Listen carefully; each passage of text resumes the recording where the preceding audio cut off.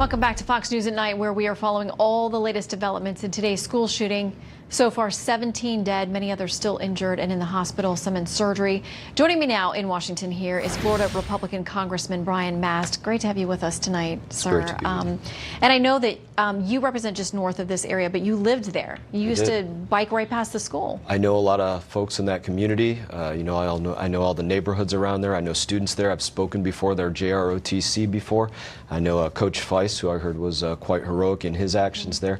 A lot of the family. So this touches close to home. My heart's going out there. And this is just one of many instances that Florida's had. I mean, you had the incident at the Fort Lauderdale airport, obviously Pulse, which was, tragic as well.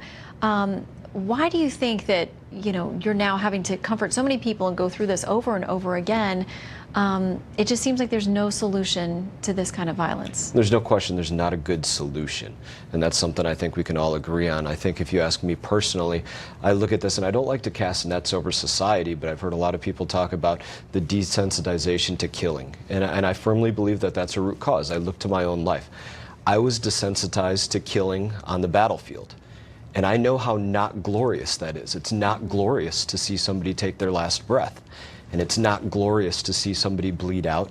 It's not glorious to see somebody cry out for their family. That's not a glorious thing, but that's not what people get out of seeing a John Wick movie. That's not what people get out of playing Call of Duty. And I think there's far too much of our society that's desensitized in a way that's unhealthy versus the way that many of us in the military have been desensitized in a tragic but much more healthy way.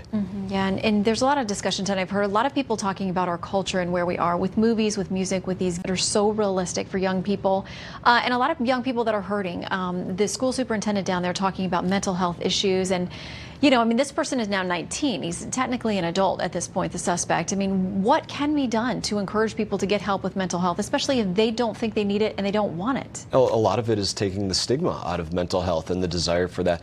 And that's something that, those of us that have been on the battlefield, that have been in the military, we're well aware of the stigma that can be associated with post-traumatic stress. And it's a very real thing that you're worried about.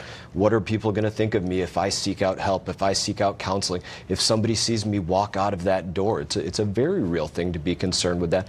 And I think we have to work together to take that stigma out of it and let people know, I as a representative, as a member of Congress, I don't mind talking about my experiences, and I don't mind sharing about the times that I'm a little bit more hurt about something, or that things can affect me, or that things, can bring a tear to my eye. And it's important that we share at all levels, from our law enforcement to our elected officials to anybody else that's affected by it. Let people know it's not something that you have to be ashamed about.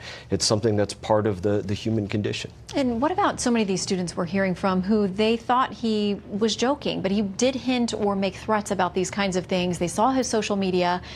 They all seemed very well aware of what was going on, but it seems like many of the adults in his life didn't.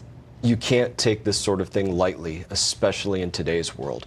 We know that there are copycats. We know that this is something that's happened just across the state numerous times, the state of Florida, but across the country many more times. We know that this is a very real threat. The Sheriff Israel there, I know him well. He said, if you see something, say something. That has to be the policy. Take it seriously and create a climate in that respect as well, where people aren't going to joke about the taking of lives of the innocent. We have a beautiful language, the English language, but I don't know a word that does justice to this kind of tragedy, the killing of innocent like this, and kids not coming home. I'm a father. It touches very close. Well, and you've served our country as well overseas and given much there and now on the Hill. We thank you for your service on all those fronts. Thank you very much. Thanks for coming.